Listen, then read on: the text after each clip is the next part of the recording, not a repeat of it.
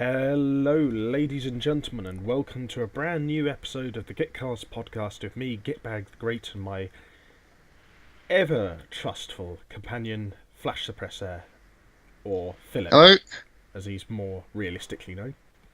How are you doing this fine day, my good man? I am cold as all hell, to be honest. Yeah, and I'm absolutely frozen.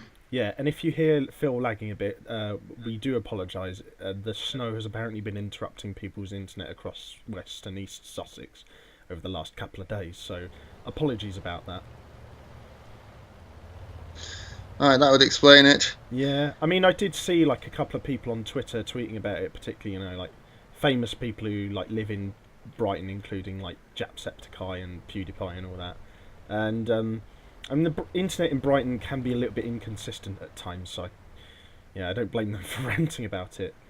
Um, and like always, if you guys don't particularly like the gameplay in the backgrounds of these Gitcast podcast videos, you can always just put us on in the background and listen to the heavy veritones of our voices, harping on about all things just mildly interesting.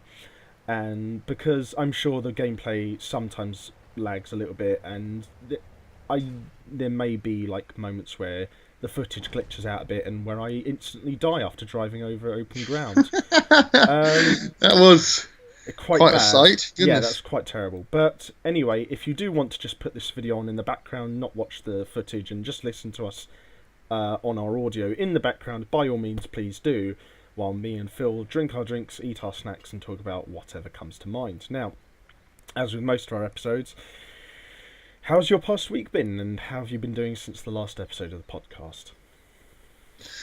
Oh, well, I've actually had quite a nice week so far. My mother came over to visit, and we did all sorts of fun things that I haven't done in ages. So it's quite nice. We went up to Devil's Dyke. Up to what dyke? Which was quite fun. Big hill in actually it's just across the border in West Sussex, actually. What's the name but again? it has an absolutely fantastic view, and it's the highest hill in Sussex. It's really quite a stunning view. And we had a very nice lunch in the pub at the top of the hill. Damn it, I wander far from everywhere. Yes, I had a very nice lunch at the top of the hill. Yes, as well as a very nice walk around. What was the name of the place again? Pardon? What was the name of the place again? Devil's Dyke. Okay. Right. It's a huge ridge that goes along in a sort of east-west line south of the big valley with hassocks and ditchling in it. And on the other side of the valley is the famous Box Hill, which is the highest hill in, I think it's Hertfordshire. No, it's Surrey. Sorry, it's north of Sussex. Yeah. So that was all jolly nice. And then after that, we also went to the next day. We went to the Brighton Aquarium. Yeah. Which is the oldest continuously existing aquarium in the world. Actually, it was opened in 1872. That long ago? Yeah. And it's really, really beautiful. The whole thing is a sort of Victorian colonnade that's beautifully lit. It's almost like a church in there. It's really well done, and it's all really informative as well. I really enjoyed my visit. So that sort of ticked off the sort of final big thing that one has to do in Brighton. I knew it was old. I knew it was old as hell, but like I never knew it was that old. No, it's quite amazing. Yeah.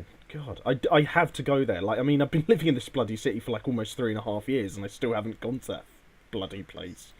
Yeah, that's how I felt as well. Yeah, I can imagine. I mean, my past week hasn't really been as eventful. Saw my mum over the weekend. Me and you went to the Sci-Fi and Horror Society meeting this past Monday.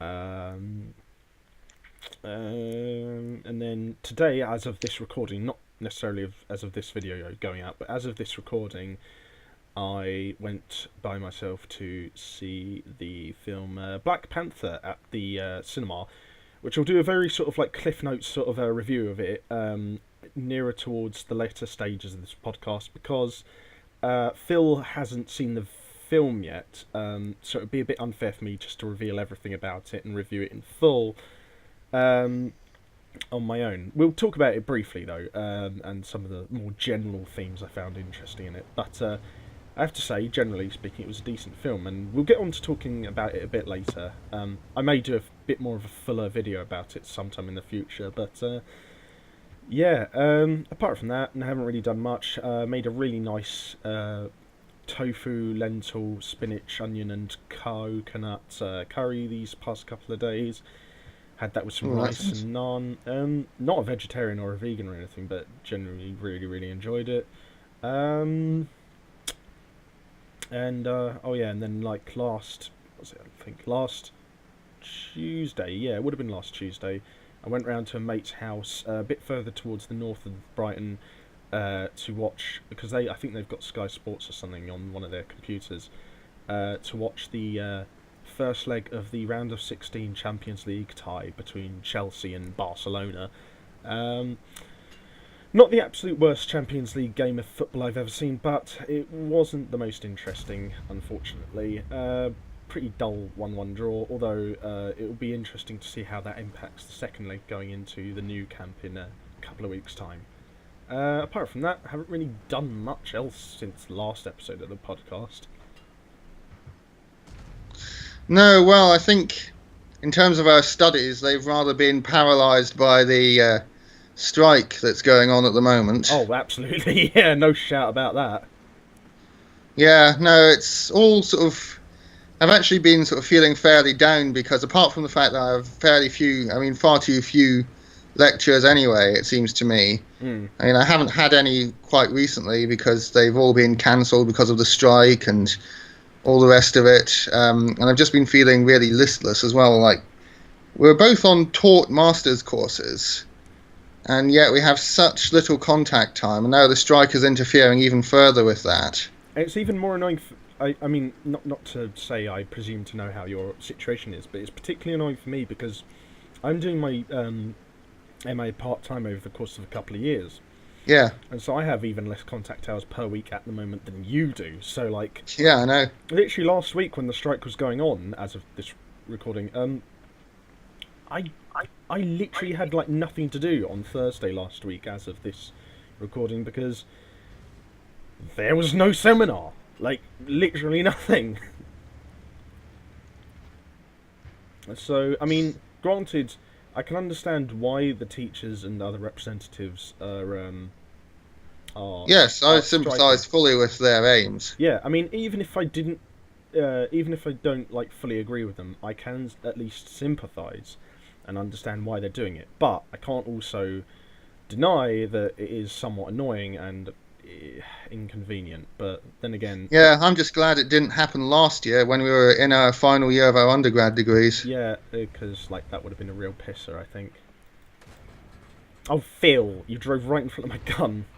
Shit. Don't worry, these things happen. But yeah, thankfully it seems to have mainly died down at this point, or at least they're starting to enter a more diplomatic negotiation process with higher ups in the education department in the government. So hopefully things will get resolved fairly soon. Yeah, so let's hope. Because for the time being, it seems lessons have resumed for this week and the coming weeks. How consistent that will be remains to be seen, and you know, sometimes seminars can be cancelled at the last minute, so we'll wait and see if they are cancelled at the last minute before my seminar happens tomorrow. So we'll wait and see how that goes. Hopefully it won't be cancelled at the last minute, because that will be a right pisser, because my seminar tomorrow, as of this recording, is a 10 AM start, so I really don't want to go into uni, have breakfast, get all my stuff ready, just for nothing. I really, really hope that's not what happens. Yeah, me too. My goodness me. Sorry, I went a bit ranty there. Yeah, no, I've just been feeling really down about a lot of things, and that has just compounded a lot of it. It is... Well, what in particular has got you down about it? Well, it's just I'm not really entirely happy with my sort of course choice just generally. Mm. And now it feels like I'm just spending more and more time at university not gaining anything from it. I wasn't really all that enthused about doing a master's degree anyway, but I sort of felt I needed one. Well, you know what I'm doing? And yeah, well, I'm um I'm doing I'm going to be doing a trading internship this coming summer. And what I'm going to try and do is I'm going to try yeah, and until then keep doing the MA. And if an opportunity arises yeah, after I do this trading internship, like say I get offered a job at a hedge fund trading firm, which is like a super high paying job if you're a big trader, um, then of course I'd have to reconsider doing the rest of the MA. Because I think there are some definite benefits to doing it, even though it might be a bit demotivating at times. But also, just keep applying for jobs and internships, and if you do get something that's nicely paying, like a hedge fund tradership or a heritage excavator or something like that, then go for it. But until then, I say keep doing the MA and just keep applying for jobs and internships and apprenticeships and everything, because you never know when something more profitable will appear. But in the meantime, I'd say keep doing it as a plan B at least. yeah, definitely. I mean, it doesn't really look good on the CV if you give up a degree course halfway through. Yeah, I think though Well, actually, more than halfway through now. I think it's probably understandable though if you do it for like a good reason, like say you've got a really high offering job position, like Yeah, say, like I said, heritage park position or a excavator for a historical heritage sites around Britain, or a hedge fund trader, or a lawyer or whatever, you know. But in the meantime, I'd say keep doing your MA and just keep your chin up, and just keep it as an option B if you're constantly applying for jobs and apprenticeships doesn't immediately work out.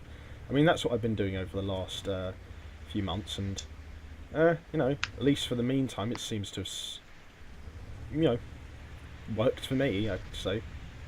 And hopefully, I do get a job as a hedge fund trader after yeah, this well, internship this summer, because that would be ace.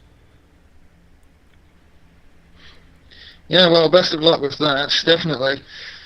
No, well, I've been trying to sort of look into jobs and so on a lot more, but unfortunately, yesterday the careers event at the university that I wanted to go to was cancelled because of the snow. Oh yeah, I heard about that. And then again, this afternoon, the Politics Society event that I wanted to go to was also cancelled because of the snow. Mm. Yeah, Well, which is rather inconvenient. yeah, but to be fair, that's not really anything anyone can control, is it?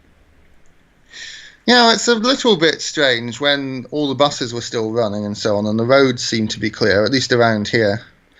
What? Oh yeah, yeah. Well, I mean, maybe they're just lazy. Who knows? Maybe. Oh well. But one thing we did manage to get to in the past week was, as always, the good old reliable Sussex Sci-Fi and Horror Society meeting.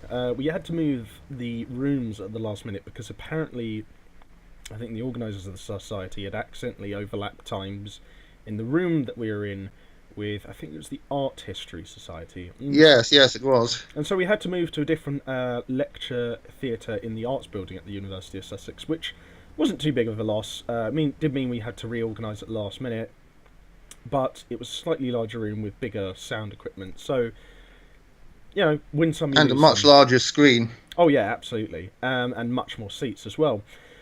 And it felt like a bit more like a cinema theatre as well, which is Yes, it did actually. which It is was really quite nice. which is appropriate because we watch films there every week. But this week, the theme of the week for the sci-fi and horror films we voted on was Razzies, as in bad films or so bad it's good.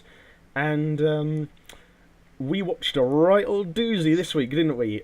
Oh yes. Basically, I joined the society about a year and a half before Phil did. And the first film I ever saw at the Sussex Sci-Fi and Horror Society meeting was sometime during the 16-17 academic year, and it was a very doozy of a film I think it was released about 2004 or 2005, called Mindhunters. Now, the basic premise of this film is it's a horror film that features a bunch of junior FBI investigators who are on a mock training exercise on an island that's usually owned by the Navy, hence the reason why you see a lot of military equipment on the island throughout the film. And they're tasked with their teacher, or their head FBI trainer dude, whatever, who's played by Val Kilmer, to put up this mock exercise of hunting down this serial killer, when in actual fact they're actually slowly picked off one by one, and they suddenly realise there's an actual serial killer on the island actually killing them off, and they have to work against the clock and try to not completely go against each other and fall into mutinous chaos before the killer kills them off. And as the film goes on, it becomes clearer and clearer that the killer is closer and closer to them than they might think. Now, I won't reveal too much apart from that about the plot, because I do recommend people go see it, even though it is beyond awful, because it is really, for me, one of those films that's so bad that it is good. But your general thoughts on it? Oh yeah, definitely. I mean, it's much more fun to watch something that had reasonable ideas. And to be fair, there is absolutely nothing wrong with the premise of people being trapped on an island with a serial killer. No. Horror action films go. Yeah. But in this case, I don't know what went wrong, but it seems as though almost everything did. And the lines they didn't fall flat, but they were cheesy as anything a lot of the time. And they're so cliche, and a lot of the time when they tried to put in sort of clever callbacks earlier themes that were addressed in the dialogue, they tried to sound cool, but they really just made it sound stupid. It was unbelievable. I really enjoyed it. There's a particularly glorious scene in it where LL Cool J, who plays a last-minute addition to the team, another cliche, who, nobody trusts, but is he a villain, is he really? There's a moment where, I can't remember what the context of it is, but the lights go out in the room, and a fight starts or something, I can't remember, because it's such a fucking mess, that part of the film. And when the lights go out and the fight, just before the fight begins, LL Cool J just goes, "Lights out." And it's just, and did he say the word motherfucker afterwards as well? No, it was eeny, meeny, miny, mo. Who's the next motherfucker to go? Oh god, yeah, that's fucking great. That was brilliant. I'm amazed he could say that with a straight face. He must have just been looking at the script when he got it and just thought, like, it's 2004. I'm LL Cool J. I'm one of the biggest rappers on the planet at the time, and I'm being given this fucking shite. I know. I tell you what, in that same scene, he is doing a crossword puzzle. Yeah. And on the crossword is the word Elba. And obviously the filmmakers were trying to be clever, because Elba is famously where Napoleon was exiled to. Oh god, yeah, but all I could think was the crossword clue for that must have been, who did they want to cast for this role but couldn't afford? Interesting. Well, I don't think he was even a big name at that point, was he? Because it was released in like 2004 or 2005 or something like that, wasn't it? Yeah, I think so, actually. No, you have a point there. I just still thought it was funny. Yeah, it was glorious. Yeah, it was just a terrible line anyway, regardless of whether it was spoken by someone who can act like Idris Elba or someone who tries to act but just lacks the skill like LL Cool J. Although I'll give him something. In all of his roles, while he hasn't got the greatest skill as an actor, I've always found him at least very charming. Yeah, definitely. There's nothing wrong or certainly nothing about what he does. Well, except that he's not a great actor. I mean, there is that. Let's face it. Yeah.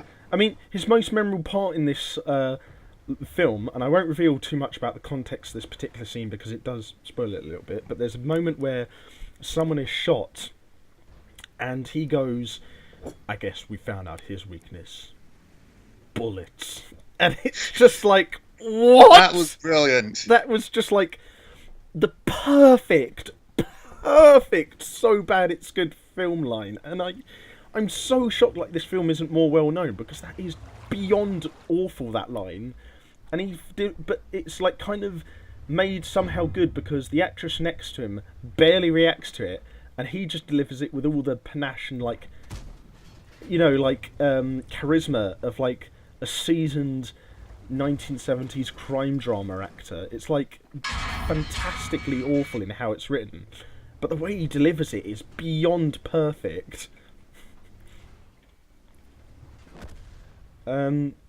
In fact, actually, he's probably my favourite part in the whole film, even though he's not even the best actor in the film. LL Cool J's character, I can't remember his bloody name, but he's probably my favourite character in the film because he gets the best so bad it's good lines. He has the most like indirect involvement in the story, and he's also probably the most interesting character as well. I mean, yeah, I'd say so. I mean, the main character is given a tragic backstory that is sort of clumsily exposition dumped on us. Yeah, absolutely.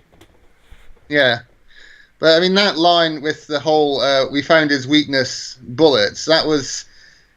I love the fact that that wasn't sort of intentionally funny, the way a lot of films might try to make something like that intentionally funny. It was genuinely meant to sound badass, and it was genuinely meant to be a sort of clever callback to this theme of personal weaknesses that have been going throughout the film. Yeah, that's crazy, because, like, all the characters who are picked off one by one all have, like, personal weaknesses. Like, one really, is a serial smoker. Another is, like, always with his gun and really, really needs to be with his gun all the time.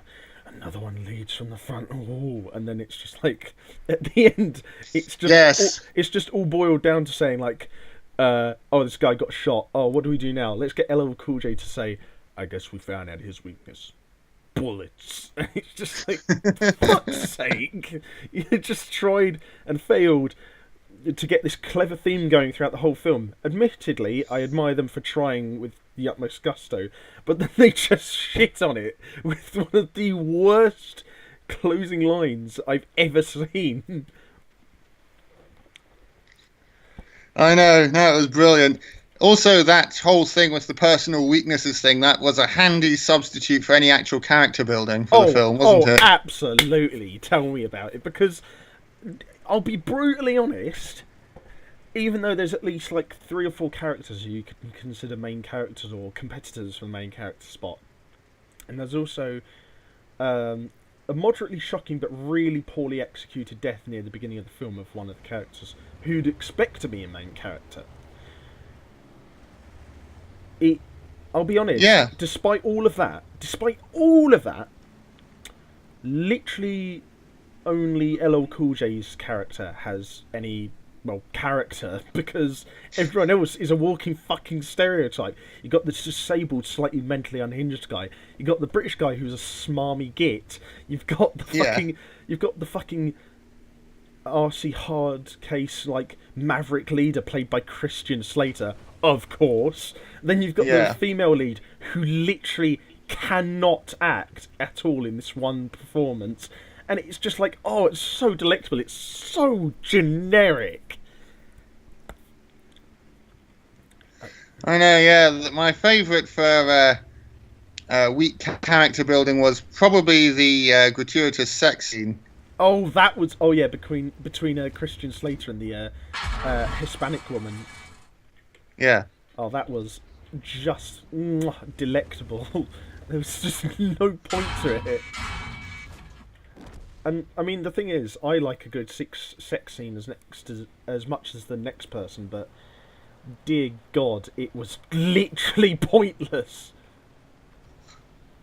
Yeah, given that the male character would die 5 minutes later. Yeah, I mean, this is a minor spoiler alert, but Christian Slater's character was given really big character build-up in like the first 15-20 minutes. See him having a romantic sexual relationship with the Hispanic woman. He's literally the first one to die in like the first 20 minutes. And even then, his death scene is beyond ridiculous and impossible to take even slightly seriously, because it has some of the worst CGI in a death scene I've ever seen. And did you notice that at all yourself? Yeah, no, I noticed the terrible CGI. I mean, I don't know that that's necessarily about the film so much as it's about what the time period kind of permitted. Oh yeah, but like, come on, it was like so bad because like basically he gets put in this trap where CO2 gets pumped onto his legs and it freezes his legs and then he falls over and he splits into three big chunks, and it makes the CGI so bad it makes the inside of his body look like crushed up strawberry ice lollies. I mean, don't you see how bad it was, right? No, I totally do. That was not the most well executed death scene.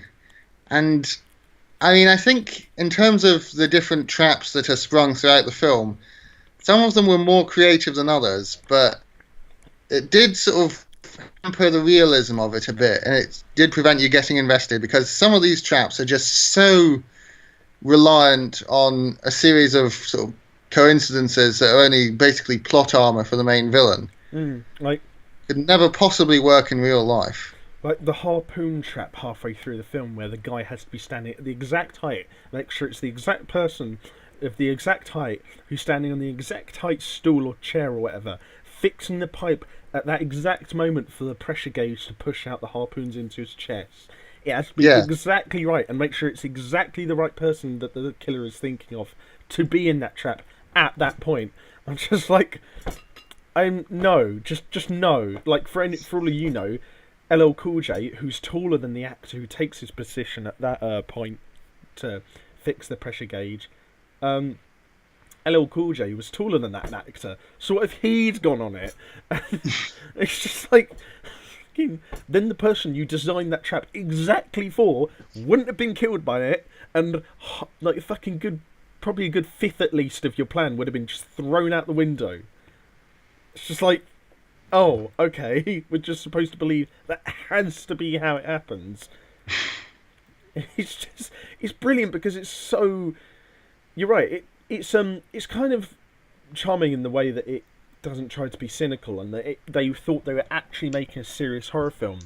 Yeah. But because of how much coincidences, poor writing, and just everything else they put in it, it ends up being so bad by its just sheer ineptitude that it kind of becomes quite charming. Yeah, I totally agree. It's really nice and relaxing to see a film that just turned out bad, rather than one that was made with no effort or attention to anything at all. Yeah, I mean, it kind of leads me on, actually, and by the way, if we don't talk about Mindhunters again in the rest of this video, please go and get it or see it. It's fucking great. But don't expect a genuinely good film. Just see it as a so bad it's good. But it kind of brings me on to the general theme of so bad it's good films, actually. And you're right, I would rather see a film try and fail than a film cynically try and just make money, or cynically go out of its way to purposefully be bad. Yeah. You know, I'd rather see a Mindhunters or a The Room or Plan 9 from Outer Space or the Nicolas Cage remake of The Wicker Man. Yes. I'd rather see any of those a dozen times in a row than watch any of the modern remakes of Transformers, which are just cynical cash grabs, or films that are purposely made to be bad, like the Sharknado films or the second Birdemic film. Yeah. I mean, I don't know how you feel about it, but that's just my general. Well, I've seen very few of the sort of purposefully bad films. I'm not really an expert on those. I tend to avoid them. One thing that I can say, though, is that I was concerned about whether or not some of the ones on the list for this week at the Sci-Fi and Horror Society might be a little bit boring, because they were bad in a boring way, like the Assassin's Creed film, for example. Yeah, that's what I was thinking. Because as long as it's entertaining, I don't care. Really mind a film being bad. Yeah, exactly. Yeah, but I mean, I'm rather fond of the live-action G.I. Joe films. Oh, me too, absolutely. Yeah, that's probably our sort of favourite so bad it's good action series kind of thing. At least it's mine. Yeah, no, I wouldn't say it's my absolute favourite, but it is pretty damn close, and it is generally a good couple of films. Um, I mean, even though the second film contradicts the first in loads of ways, but yeah, I'd rather see a film like that just have fun, be a bit inept, rather than just be cynical and grey like the Transformers films or The Last Witch Yeah. Hunter or something like that. Or like in terms of animated films, a film like Storks.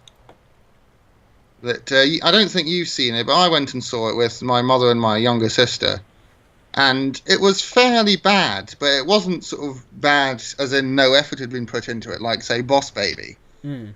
They plainly had some creative ideas, and they had some decent animation, Yeah. but a lot of it just fell so flat, and they misjudged all of their jokes, basically. Is it a so bad it's a good film or a cynically bad film though? It's so bad it's a flawed film, but I'm not entirely sure that it can be classified as so bad it's good, because the bits about it that are bad aren't really enjoyably so. They're a bit cringeworthy almost, and that's one thing that I don't like when a film is sort of cringeworthy. Yeah. Like today when I went to see Black Panther at the Odeon Cinema here in Brighton, there was just a couple of lines in it where I just like literally face palmed, and there's this one sort of like a moment. It's not necessarily a line, but there's one moment in the film where it just takes you out of the scene, where the characters are having a debate with another character who was previously an antagonist or a small-time villain much earlier on in the film. This is closer towards the end of the film. And they ask him to help them fight the main villain of the film. And he starts just like barking for no reason at one of the characters in this group. And it's like, yeah, you can kind of get why he's doing it, but at the same time, it's just like so out of his character and so out of like norm with what the scene was going for that it just takes you out of it. And it's like the writing in the film is mostly fairly sort of like straightforward and gets the point across nice and succinctly and nice and short and sweet sort of ways, but this one scene just had like so many contradictions to how like the rest of the dialogue throughout the film went, and I kind of feel like I'd rather have a whole film where the dialogue is consistent and is either okay or mediocre or so bad it's good, rather than have it be split up into weird chunks. Yeah. I mean, granted, there are some exceptions to that rule. Like, there are some films and anime shows and such that I've watched where it has been split up into chunks, and I've not minded it so much because it's at least entertained me, but I don't know, I kind of just felt a bit weird about that one bit. I mean, I don't know, it's, is it consistency more so than, not humour, but, entertainment that matters? Do you value consistency or entertainment more than the other? Well, obviously, I suppose the logical answer would be entertainment, because ultimately, if a film isn't entertaining, then it has failed at the most important tasks that a film has. Its primary purpose is to entertain. Yeah. That's what films do. But I do think that if a film is inconsistent in terms of things like its characterization and various other things like that, it takes you out of it and it can ruin it. So you're kind of 50-50 with it then? Yeah, basically. I'd say that's probably about the same with me. I mean, I don't know, maybe a bit 60-40 for me, but I'd say probably about the same. I mean, you don't want a film to be just inconsistent all the time. And the same with books and video games as well. Like, you know, a good example of that from video games is Duke Nukem Forever, which tries to be edgy and dark humour throughout the whole game. Yeah.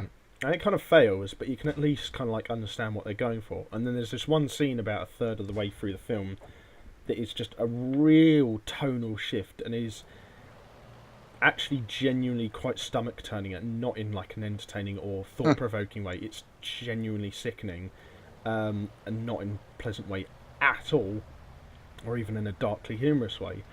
And it's like the only moment of like that throughout the entire franchise of Duke Nukem, and it just completely takes you out of the moment of the game, which isn't helped by the fact that the game in general and up until that point has been pretty bad, regardless of its aims. So, and not in a fun way either. So yeah, it does matter, I think, a bit of both consistency and entertainment, and not just in films, I would say, really. I mean, I guess it's a bit different though, isn't it, with computer games being interactive? Yeah, I suppose. I mean, that way you're more involved within the creation of the experience, aren't you, really? Well, that's debatable. I mean, I would argue that the true trick of game design is to make the player think that they're involved with it, rather than actually, because to make a game where player choice does play as big a part as we like to think would require some serious programming skills, will require so much data. Whereas in fact, it's not really the player's own choices that the player is making. The player is playing through a planned story. And I can think of a game that uses this really well, namely the BioShock series, which sort of basically pokes fun at the idea of player choice in games. And it takes it into the sort of central message of the game and the game's philosophy, which is that free will is basically an illusion. But then you have something like Dishonored, which tries to take player choice into account, but fails to do so really because of the fact that it is a scripted story, to the point where basically the games all have canonical endings, even though if you play the game a certain way, you will have a different ending. So, for example, the DLC to the second Dishonored game assumes that you had the good ending, and not just the good ending, but one very specific version of the good ending. And the second Dishonored game assumes that you had the good ending in the first game as well, which can sort of break immersion a little bit for those who sort of didn't have the good ending. So, yeah, it's one of those things that is very difficult to do, and it can in fact harm consistency when you are... And where are you? Oh, right, you're over there. It can in fact be harmful to things like consistency when the player choice is sort of taken actually seriously as an element to the gameplay. Yeah, I mean, it's kind of an element that you don't really see in films because they're not really interactive pieces of media. But I mean, yeah, in games where it's particularly prominent, that that particular aspect of gameplay, I agree. You do have to perform it to a T, to like an unbelievably good degree of quality. Otherwise, it just completely defeats the point of it being there. Because if you're not, if it's such a unique, or at least such a difficult thing to do, and yet it yields such a big boon, then of course it's going to take a lot of skill to do it. It's not like just say plumping in a bunch of like character stereotypes and just expecting that to account for all the story writing you need to do. Certainly, and I feel that there's a certain element of that, albeit much more in terms of narrative than in films than say there is in video games. But the general theme of consistency and getting yourself involved in the story is still somewhat similar, I guess. Yeah, I'd say so. What would you say is probably the film where you felt the most involved in, though, in terms of story and characters, just generally? That would probably have to be... And keep in mind, as per the conversation we've been having, it doesn't necessarily have to be a objectively good game. A game? No, sorry, it doesn't have to necessarily be an objectively good film, sorry.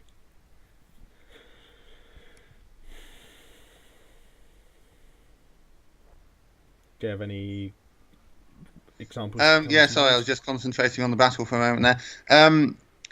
Yeah, no, my favourite film of all time is, well, I'm not sure it's my favourite film of all time, but definitely one of my top favourite films has got to be How to Train Your Dragon. Hmm. And I think everything just came together well for that one. You had the character building, you have the wonderful animation and music, and it really spoke to me on a personal level for various reasons that don't really need to get into. It's not really relevant. It's just, yeah, it really did feel like a film that was just tailor-made for me. It had beautiful animation. It was about freedom, about self-expression, about all sorts of things were that I struggled with at the time when I first saw it. And it's just a very nice to look at film, isn't it? Yeah, totally. Bit, bit unlike either of us, really. Well, I mean, I can only speak for myself. I don't know how you see yourself. Yeah, true. Well, that's just one of those things. Yeah, well, I'm wondering what. sorry, I'm having difficulty concentrating today. I don't know why. That's fine. You said you're a bit out of sorts recently. Don't feel Yeah. like you can't be open about it, man. That's kind of what, in part, these podcasts are sometimes for, is to let the guest kind of express themselves a bit and just be open and expressive. You know what I mean? Yeah, no, I totally get it. I I was gonna Yeah, say, no, I mean, the How to Train Your Dragon films definitely are among my favourites. oh yeah, But no, I really enjoy films where I can get invested yeah. like that. I'm trying to think of another really long-lasting example of a film that I can still get invested in properly. Mm. Um, and that would, oh goodness, and that would probably have to be another children's film. No, sorry, not a children's film at all. No, goodness, no, definitely not. It's the film Das Boot. What film? Das Boot by Oh, sorry, Das I can't Boot. remember the name of the director, but it stars. Yeah, it's by Werner Herzog. That's it. That's not a children's film. Yeah, I know. I just remember that just in time. No, definitely not a children's film. But yeah, no, that is really brilliant. That is character building done right when you have a very short time in which to do it. Yeah. It's one of my favourite war films, and it really makes you feel like you're in the action. It's really immersive. What I quite like as well, though, is even though you didn't have a huge amount of time to film the film, you still managed to get a good amount of footage out of it and build, like you said, really quite in-depth characters. Yeah, well, to be fair, it wasn't a film originally. It was originally a sort of TV serial. Hmm. Yeah, so But that's but also why it's so long. But yeah, it's like one of the few examples of a TV serial being converted into a film, and that process actually being successful. Because let's face it, most of the time when that happens, it usually is a bit of a shit show. yeah, I mean, like, yeah, you're right. you watch. There's a YouTuber I watch that I really like called Bennett the Sage, who reviews a lot of anime, and a few times he's reviewed anime films that have been compiled together from different parts of OVAs or short anime series, and Oh yeah, usually they'll be done so with little regard for the overall story and very, let's say, choppy editing. And yeah, every time it happens, you can see him just like say, "Look, if it doesn't work narratively or in an editing process, just don't do it." And it's just like every time he does one of those, and it's proven by that point, and it just looks like a complete shit show. You know, yeah. there's an OVA series, or it might be a short anime series. I don't know, called Armitage the Third, and they made two series of it, and the first one they tried to compile together the different bits of it into a film, and it just fell apart. Especially because they got two really famous actors to voice the two main leads. The female one, they got to voice her with Elizabeth Berkley, and she just Goodness. bombs in that film. And so does. Well, the male lead in it is all right, but like not really given the best lines really. But because it's just compiled together without any regard for the deeper story of the OVA, and just in regards to making a big name film, they miss out on a lot of the important contextual parts of the story of the series that it was based on, and that it was compiled together from, and as a result, it just kind of narratively falls apart, and it is it's basically just a massive mess, basically. I mean, I guess then that would go on to talking about like adaptations, but I don't think we've really got enough time about that now. Although, No. again, kind of the same general point, right? Like, if you're going to sort of edit something together in a way that doesn't make the narrative work, or that doesn't complement the story, or doesn't help make things any clearer, then is there really any point to doing it? Well, sometimes there can be. It can be done well, and it can be helpful for getting new fans in Yeah, but like, to a series that might otherwise be so large as to be intimidating. no, that is absolutely true. But like, I mean, generally, I would say it's maybe not all the time, but what if it genuinely is harmful to the story and makes it less easier to watch? Well, not easier, but just less capable, I guess you could say. Yeah, now that's an interesting point.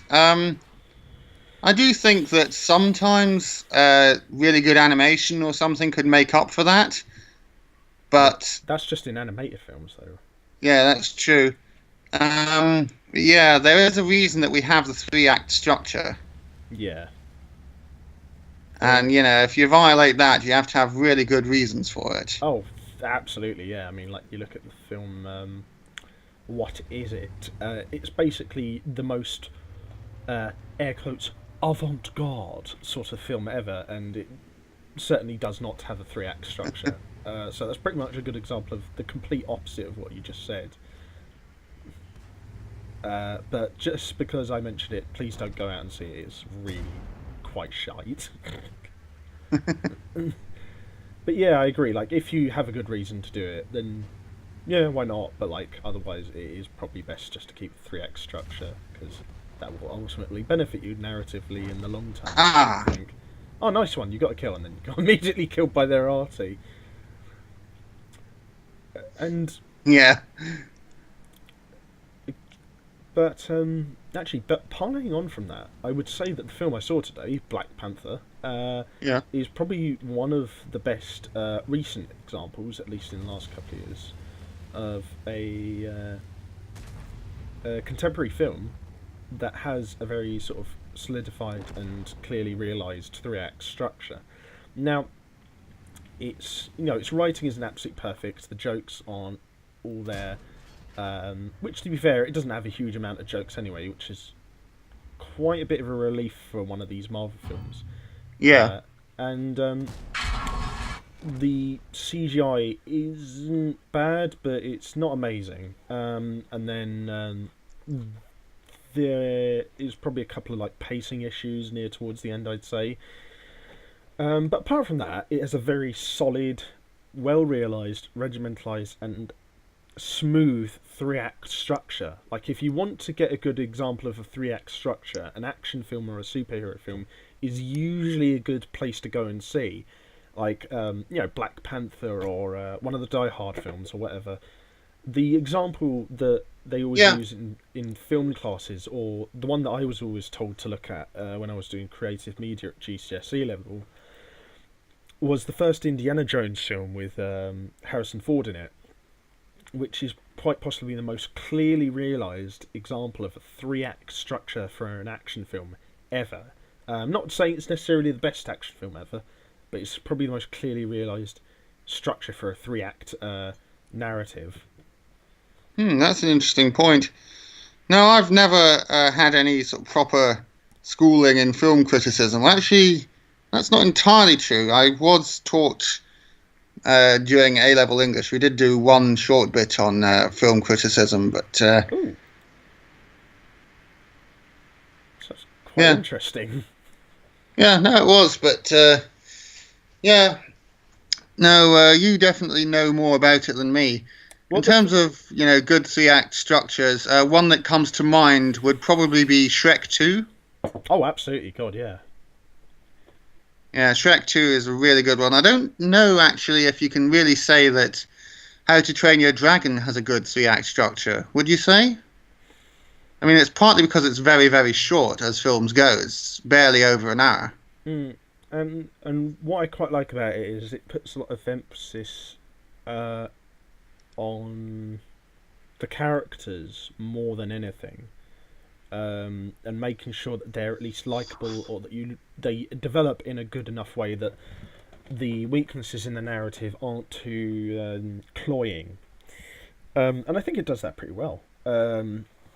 And because, like you said, it's for a feature-length animated film. It's very short, and the second act is really whizzed by. And and as a result, there's not much development of time between the first act and the third act. But because the characters are so well written, I would say you get to know them much easier and in a much better way, and the narrative is built around them developing rather than just them singularly, or a central theme. Really, it's kind of like following how a real sort of like village would develop if they started to use real life dragons. Really. Yeah, basically. No, it's interesting. I mean, I've been sort of into sort of the art of narrative construction and so on, and the three-act structure is quite ancient, but it's not as universal as we would think. For instance, the Epic of Gilgamesh, one of the oldest stories in existence, Yeah. and basically the founding of the sort of hero story. That definitely does not have a three-act structure. It sort of rambles on from one point to another, and indeed, quite a lot of old folk stories have that structure as well, particularly Eastern European ones, such as the story of Baba Yaga, God, absolutely. And which is a story about a Russian witch. No, it's really quite interesting how the three-act structure just developed as kind of the default method.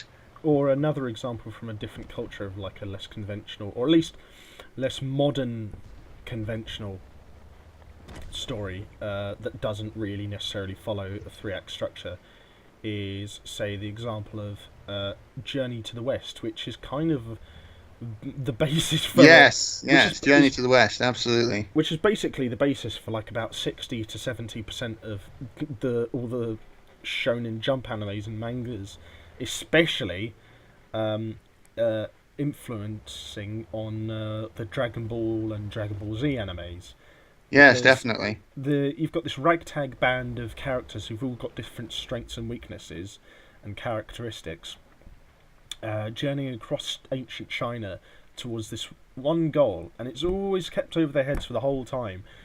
But rather than having this general three-act structure where it's all summarised in different set pieces and the three chunks of the story, it's like episodic sort of like moments of like finding out different parts of ancient China, different parts about themselves, different parts about what their aim is and the general theme of the story, and it's never really got a three-act structure. You could argue some of the episodes or some of the episodic stories of Journey to West do have a three-act structure, but the story itself and some of the singular episodes really don't. And it's quite an interesting example of what I would say is the running battle or ragtag band sort of story, like you see with Dragon Ball Z, which it's no clear secret, or it is a big, obvious point that Dragon Ball Z was influenced quite heavily by Journey to the West. Yeah. And when you think about it, Dragon Ball Z, some of the episodes do have an episodic structure. Other times they don't, and that's kind of how Journey to the West was. Yeah, that's true. I've been watching a sort of summary and review of Journey to the West on the channel Overly Sarcastic Productions, Oh yeah, which does a lot of classical mythology. yeah. If we could just gush for a moment, like me and Phil got me onto that channel recently, Overly Sarcastic Productions. They do a lot of simple animations to sort of contextualize and frame tellings of historical events and mythology, and in other cases, TV and film tropes and narrative tropes. And they are very good at what they do. It's run by this one woman and this one guy, who I think are both from America, but they both do very nice, simple, straightforward, drawn cartoon sort of like comics to like illustrate their points and frame the sort of stories that they're telling. And they do quite a wide range, because it's not just like from one culture that they look at. They look at historical events, mythologies, and narrative tropes from all over the world, really. And Yeah, definitely. Their sort of global, multicultural outlook is really their great strength. yeah, they're very, very impartial. They don't like place one culture as better than any other, and they place them all on a very plain, straightforward, equal level of importance, relevance, or whatever. And over the last few months, they've been doing mini-series on different episodes of Journey to the West, which they frame and present exactly like episodes of Dragon Ball Z, which is quite charming. Yes, it's a great inside joke. I love that. Yeah, because of course they mentioned, I think in like the first couple of episodes of that mini-series, that, well, Dragon Ball Z was directly influenced by Journey to the West. Yeah, definitely. Especially the original Dragon Ball series from the early 80s. Yes, I can't say I've ever seen that. Actually, no, that's not true. I've seen the first few episodes of that series. Yeah. I haven't seen any of the other Dragon Ball things. It's not really my cup of tea, to be honest. No, it's got arguably more character development and variety than any of the succeeding series, including Dragon Ball Z, GT, and whatever. But it's one of the least remembered because, I mean, the animation is a lot more older and clunkier than even in early episodes of Dragon Ball Z, and it wasn't as globally popular, arguably, as Dragon Ball Z would later become in the late 80s to early 2000s. Yeah. I would still say it's definitely worth checking out, though, because it's a real piece of anime history, and while the animation and art isn't always spot on, it's nice enough to look at for the most part, and it is the basis for arguably one of the most important anime franchises ever. I'd say easily among the top 3. Yeah, definitely.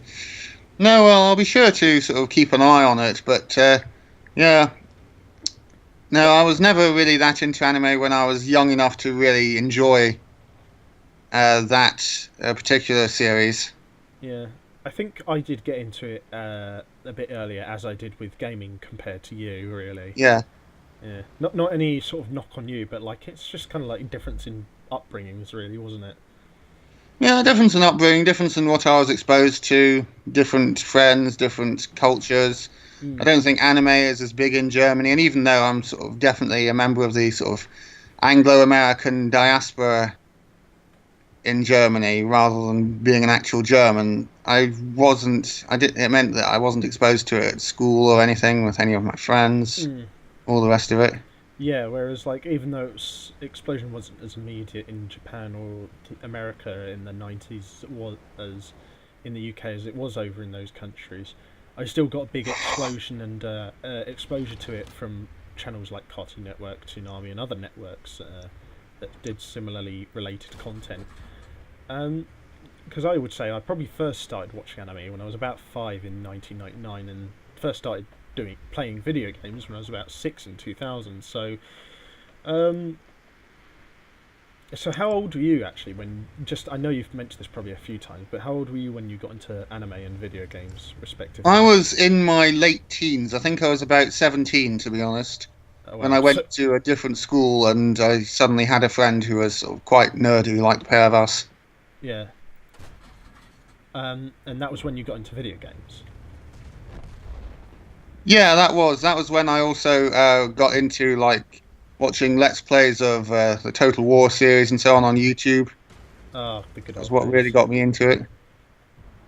Back when it wasn't completely balked by, what should we call it?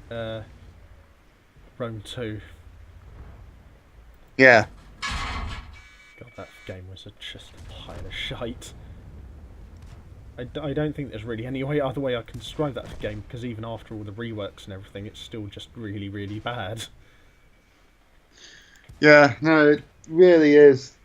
I haven't played that one. I only played Empire and Napoleon Total War. Oh, definitely play the first Rome game at some point, because that is solid. That game, its art direction isn't great and the animations are pretty poor, but it is a really, really solid strategy game from the early 2000s.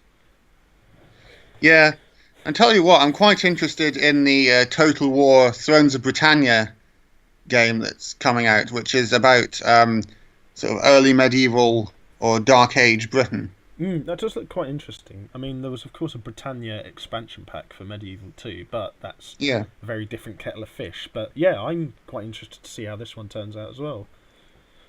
You know, Mm. it'd be good because, like, apart from the Warhammer Fantasy games they've released over the last couple of years, there hasn't been much else really major coming out with from the franchise, and it's one of my favourite video game franchises.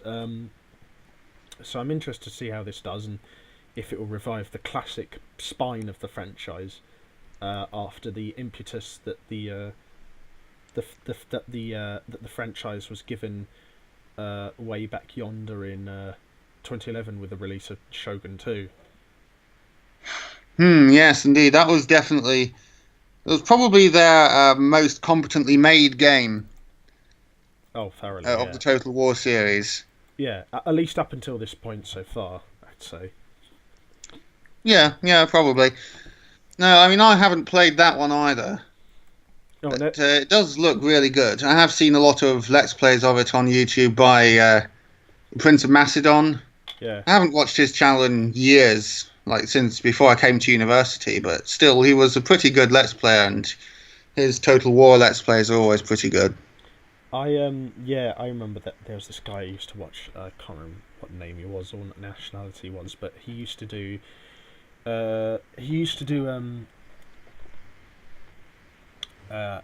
example battles on the original Rome and on Napoleon Total War, where people would send in requests of him to do different types of armies with different kinds of like balances of units, and he'd do them on his YouTube channel between either himself and a mate or himself and a hard computer, Yeah. and it would just always be interesting to see these different scenarios, and he'd do it I think like 2 or 3 times at least in each video just to try and at least get somewhat different examples. But it was just always really interesting to see the results because it gave you ideas for how to play the games yourself from a different perspective, really. And it was Yeah, uh, definitely. and he knew a lot about the inner workings and coding of the games themselves, and he showcased a couple of mods now and again. So he was the real guy to go to for general content on the Total War series, and in particular Napoleon and the original Rome as well. Yes, I think we're both talking about the same person here. I don't know if we are necessarily because we might just remember it slightly differently, but Yeah, maybe, po- maybe. possibly. Um, yeah, I wouldn't say it's among my. I wouldn't necessarily say it's probably not even among my top 5 favorite video game franchises, but it's definitely. I'd say it probably is around the top 10. I'd say Total War series because I did used to play it literally non-stop, like religiously. Yeah. I still love the games now, even now though. I think I've still got Shogun 2 installed on my computer. Hmm. But what was I going to say? Oh yeah, that's it. All this time we were talking about involvement, immersibility, and 3-act structures. I said at some point I was going to talk about Black Panther. Yeah. Completely flew over our heads because I think I was going to talk about it right around when we started talking about three-act structures. But then we just got into like a whole load of stuff and then started talking about video games for ages and I kind of forgot. Yeah. But yeah, like I definitely recommend you go see it yourself at some point as well. It's a very solid film. And like I said, it's a good example for a three-act structure. Some of the writing and scene setting in it is a bit odd. The pacing towards the end of the film is a bit overly rushed. And it's got one of the weaker end credit scenes out of the Marvel Cinematic Universe films, I would say. And it does have, Right. and it does have the usual old problem of many of these more recent Marvel Cinematic films, that they have a really magnanimous and potentially interesting villain played by a talented actor who is just killed off right at the end of the film when you think like, oh, maybe we might get them utilised later on. And the same thing with another side villain actually in this film as well. So it's like you've got two villains who are quite interesting who are just killed off and unlikely to ever be used again, which is great. Because they were both interesting characters played by very good actors, and it's just like, oh, guess they're out of the narrative bucket now. Thanks for that. Fucking just But one cliche which I was very happy about, that's been particularly prominent in a foul manner in a lot of the more recent Marvel Cinematic Universe films, that wasn't as prominent in this one, was the over-reliance on light-hearted humour. And Yes. the reason why I say this is because this isn't present throughout all of the Marvel Cinematic Universe films, not even all the most recent ones, but it's definitely one that's come up in the last few years. A lot of the films in the Marvel Cinematic Universe overly rely on light-hearted humour to punctuate the story and give the characters likability. And I've got no problem with that, but if you oversaturate it in each one of your films in a big multi-story franchise, then eventually it will just wear really thin, especially because they're releasing so many of these blooming films per year. Yeah. What I quite liked is, I think I can literally only count on maybe like one hand the number of jokes in Black Panther, and that's not a bad thing because it was going for quite a serious, thoughtful, spiritual tone throughout most of the film, and I think it did so pretty well. And out of 5 jokes, probably only like 2 of them were really any bad at all, and even then, only one of them was at all cringeworthy. So, even then, while the jokes and the humour generally wasn't all that great for like the whole way through, where there were funny moments, they were at least generally bearable, or at least the most prominent ones were generally bearable. I think there was one quite prominent one that was pretty bad, but apart from that, it was it could have been way worse. It could have been like in Guardians of the Galaxy 2, where despite being a decent action film, the humour got in the way of most of the character development, unfortunately. But here, it was quite a serious escapade, and Yes, that generally fits with the Black Panther story as well, that it's a bit less light-hearted than a lot of the other Marvel things. I remember I saw my first exposure to Black Panther was the cancelled cartoon series that you can see on YouTube. Oh yeah, that was never aired. That was this sort of strange but rather appealing sort of blocky style of animation. It was really dark and gritty and had a really subversive element to it. Which doesn't always work well, but in this case it really did. And I tell you what, that element of like it being quite a generally dark sub-franchise of the Marvel Universe has really come out in this film, because... That's good. I was worried that they would make it too sort of bouncy and light-hearted. Yeah, and I mean, I don't want that to sound like it's a bad thing, because it's not like a film that takes itself overly serious. It knows when to poke fun at itself, it knows occasionally when to have a laugh, and it knows when to sort of have happy moments and not just be constantly dour and moody and posturing. You do see the characters go from happy to sad to contemplating to happy again. There's a good balanced range of emotions, Yeah. So despite the lack of a huge amount of humour and jokes, it's a very enjoyable film with an enjoyable cast of characters. Um, but I would agree with you that the general theme of it is a lot darker than a lot of the other Marvel stories, especially ones that have been translated into the MCU. Because literally the first thing you see T'Challa do, the main character, Yeah. is he ambushes a convoy of Nigerian human trafficker warlords and just fucking slaughters the bastards. Like Wow. he goes right in there with his um, vibranium metal claws and Yeah. just slices these guys up. And any of those that he doesn't, he slams their heads into car doors, fucking like boots them into the chest into like fucking rocks, and just absolutely Wow. lays waste to this convoy full of like Nigerian drug That and sounds like the opening scene to Age of Ultron, only not completely tonally out of place. Yeah, and I tell you what, it's actually one of the few scenes where the not so great CGI in the film is actually quite well accounted for, because this particular scene is filmed at night, where like his stealthiness and the black dark color of his catsuit is really well complemented by the color of the scene, and as a result, the not amazing CGI is either well complemented for, or at least kind of is just there to just kind of help emphasize some of the visual themes of the scene, and it helps paint this really like slick, stealthy, cool intro for the Black Panther, and is quite a good intro for like a character who we haven't had a huge amount of involvement with throughout the MCU so far. Because like I think like the last time we saw him was in Yeah. the second Captain America film, which was released I think like about 4 years ago, um, and you know, so we've seen him before, we've interacted with him before as a character, not interacted, but like experienced him before as a character in the MCU universe, but not in his own sort of story. And so you haven't really gotten to know him as a character properly just yet, even after watching the second Captain America film.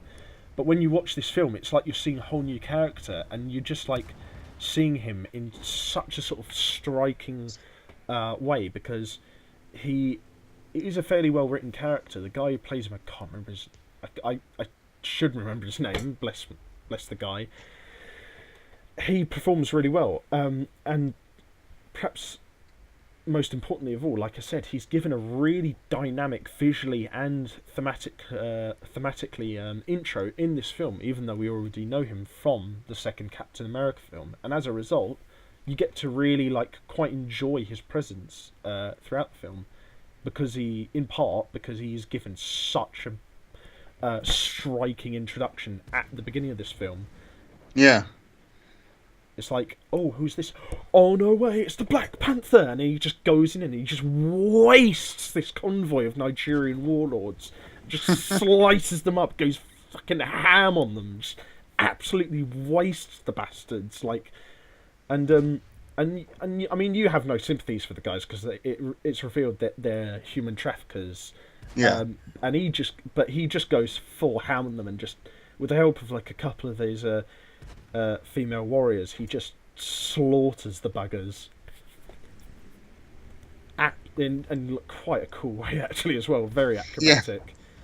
No, it sounds like it. No, it definitely sounds like one of the Marvel films that I would actually quite like to see, because I haven't seen most of the latest ones. I mean, I'm not really that big a fan of like the Doctor Strange or even Guardians of the Galaxy, really. I'd say particularly for like the last 4 or 5 years, the MCU films have been a bit imbalanced. I'd say probably the one that was the most sort of like smooth and consistent the whole way through was probably Ant-Man, and then before that there was the Avengers, which was a very well structured and themed film.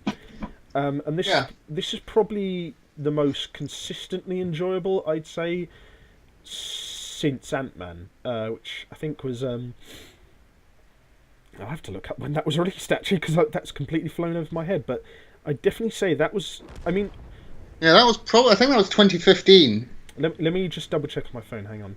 But yeah, I'd say that generally speaking, most, if not all, of the films in the MCU universe have been entertaining and have been enjoyable. Um, but I'd say definitely the last one before Black Panther that I enjoyed consistently the whole way through was Ant-Man. I just have to check when it was released. Yeah, it was released in 2015. So that was the last one that I thought was consistent throughout the whole way through in terms of both consistency and entertainment. Before, of course, the release of Black Panther, which, Yeah. before I reveal anything else, I would say definitely go recommend see it. Um, and hopefully, if Phil sees it sometime soon, we may do a video reviewing it together, or I may just do a review of it on my own, either or.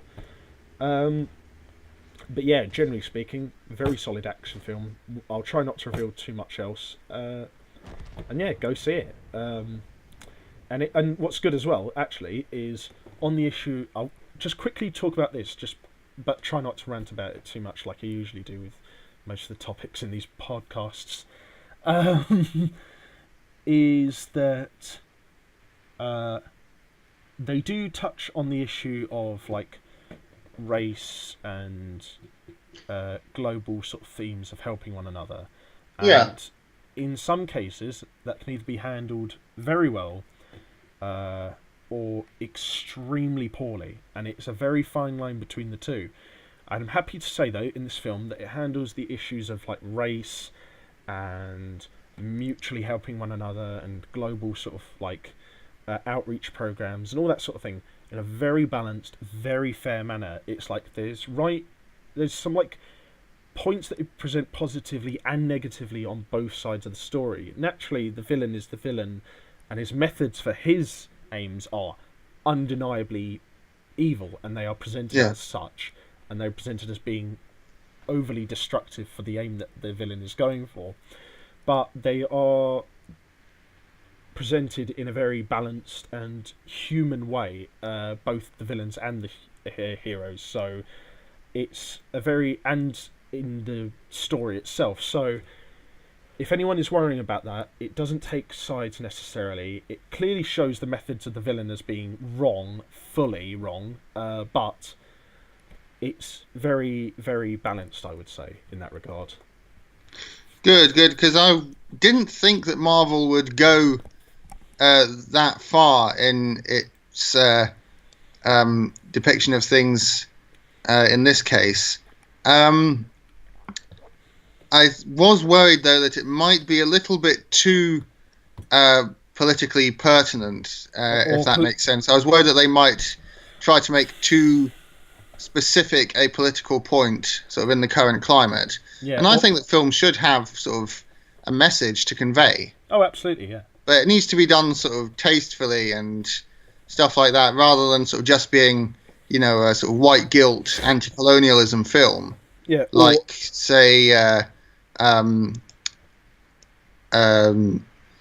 what's the name of? I can't even remember it anymore because it was so generic in the end. That film about the black women mathematicians who helped the Apollo program. I never saw that film.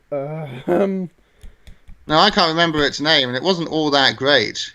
I mean, you know, I like a film that sort of shows international cooperation and the triumph of sort of an open-mindedness over bigotry of any kind. But it has to sort of be done in a sort of new and interesting way, really, because that's been done a lot. Or at the very least, it nice though the message is. It has to, or at least it has to be done in a competent and balanced way. Yeah. Yeah. Yeah, no, I'd say Black Panther is a good example of it because people who are pro-white guilt, pro-reparations, and people who are anti that sort of thing, I think both sides of that will find something to enjoy in this film.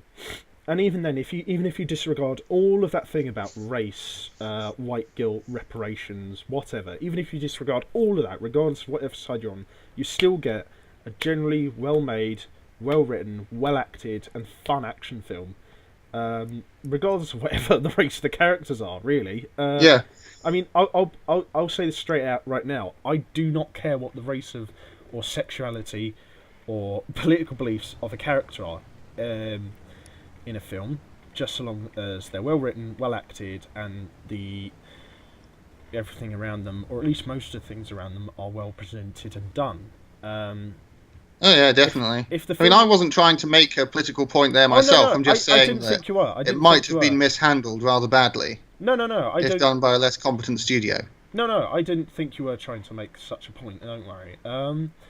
I mean, you're your own man, really, aren't you? But and so, like, I think you presented the point quite well in your own way. But I would agree. Yeah, it's probably more important they just get right than they get a particular point. And like I said, like for me personally, the exact political point or the exact whatever other kind of point that they're trying to make in a film matters less to me than how they do it and how well they do it. Like if they do something in such a pandering way as, say, the film you mentioned, or basically any of the environmental films that Steven Seagal or Chuck Norris have ever made, then I'm just like, no, screw that, forget it, no. But if it's a point in a film where it's made with care and attention, as well as also providing a certain element of entertainment, like in Super Size Me or Black Panther. Super Size Me, there's a film I haven't seen in ages, but yeah, go on, sorry. Yeah, but like two very different points in those films, but they're both presented in interesting ways with interesting ideas and competently done in both cases. And even if they're not always original, they're at least competently done and well presented, and they're both fairly entertaining films. Yeah, I have to say though, one thing that was turning me off going to see Black Panther, is the fact that I was worried that the fandom around it had become a bit sort of toxic. Yes, I would say there is... it almost was reminiscent of the Ghostbusters reboot. In that, you know, if you kind of didn't go and see it, then you were a bigot or whatever. Or if you didn't go see it with the mindset of a feminist or pro-woman, you were a bigot even still.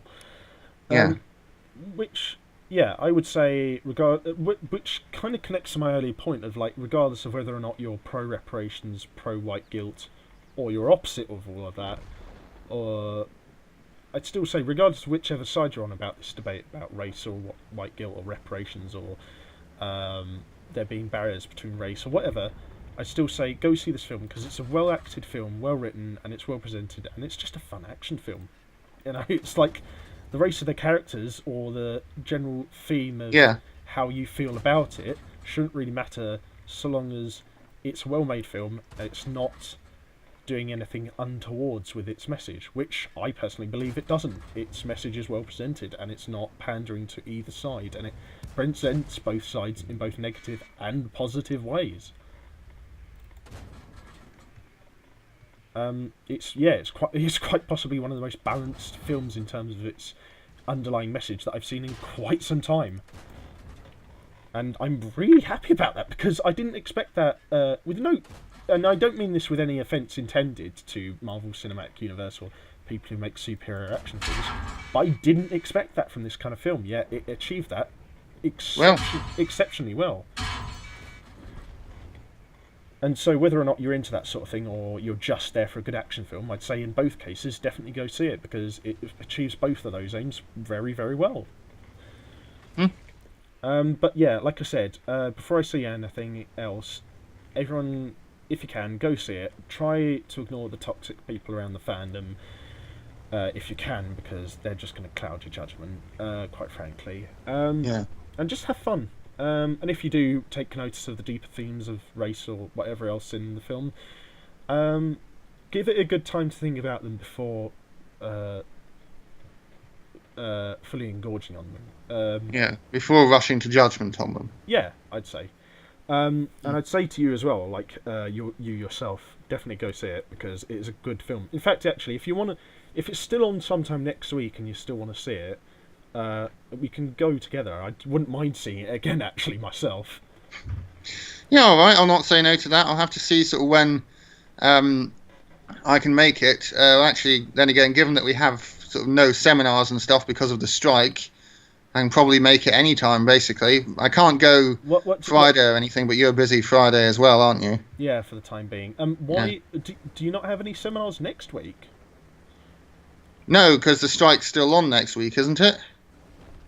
So I probably won't have them, but we'll have to see how things go.